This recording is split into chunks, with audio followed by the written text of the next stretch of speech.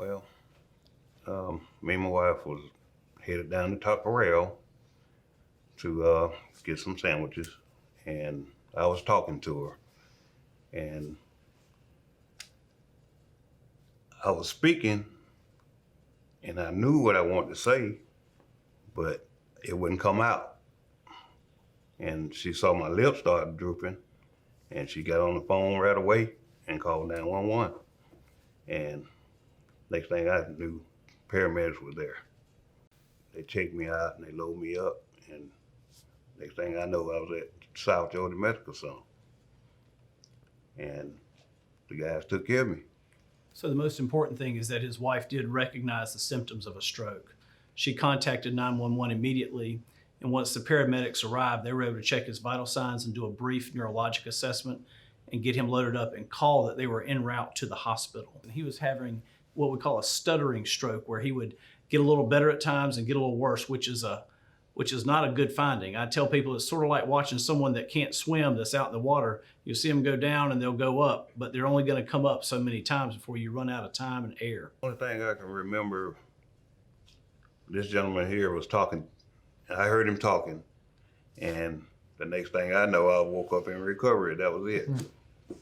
On that day, I got the stroke alert call. I was in the CT scanner waiting for him to show up. I did his neurologic assessment, and I had determined that he was having a large left-sided stroke. He was unable to speak to me. He could not move his right side. So I informed the ER docs that we needed to order special tests to look at the blood flow in his brain.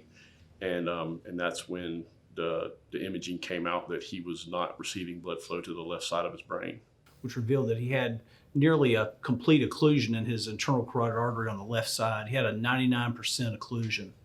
And we knew that if we didn't do something really quick, that it would end up, basically he would lose the entire left side of his brain's function, and he would be paralyzed on the right, and there's a very high likelihood that he may not have survived this event. And we looked at his imaging, and I called up Joe Johnson. He's one of our cardiothoracic surgeons on staff, and he also does cardiovascular procedures, so he can go in and operate on these arteries.